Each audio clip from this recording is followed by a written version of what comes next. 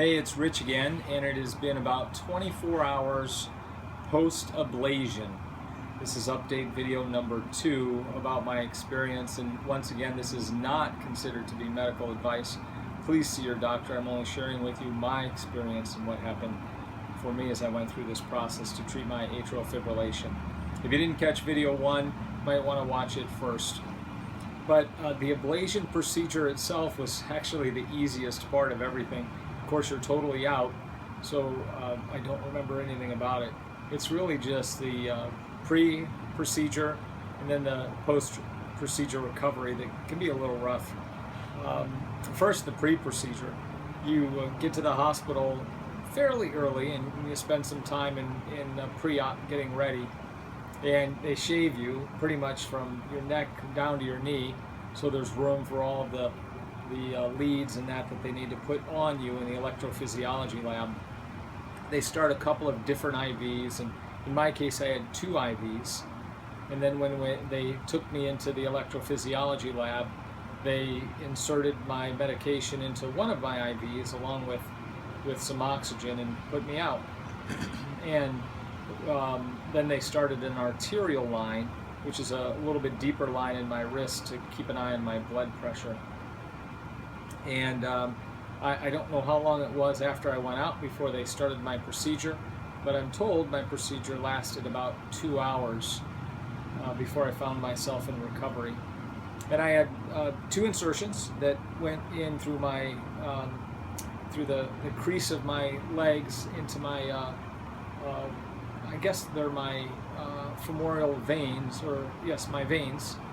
And there was a lot of pressure when I woke up being applied to those to get those to seal off and make sure that they didn't bleed. And that's kind of the first thing that I remember.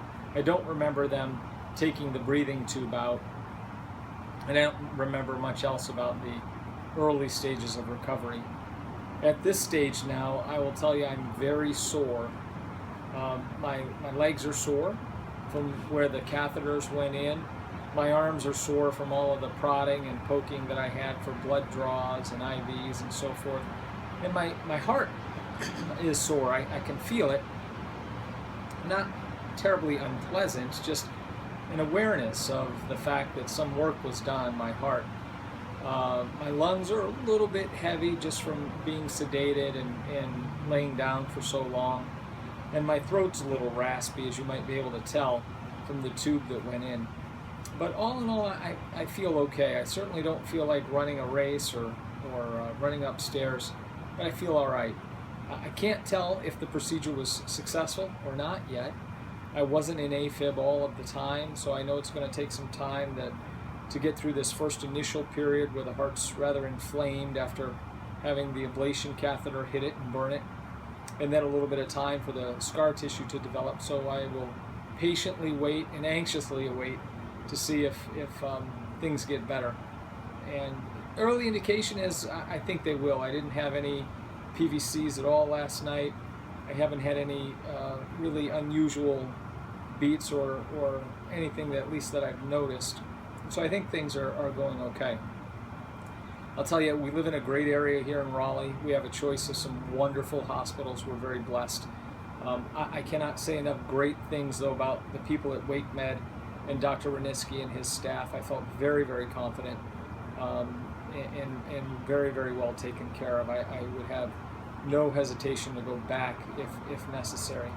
Now, I haven't had a chance to spend much time with Dr. Reniski yet and get the full analysis of what he did and what he found. I'm very anxious to do that. I have a follow-up appointment with him in about 6 weeks, and I know I'll have a chance to get the full details of his report prior to that. So I'm anxious for that as well. But I will come back to you on video number 3 a couple of weeks from now, after I've had a little bit of time to recover and start to feel better. Thanks.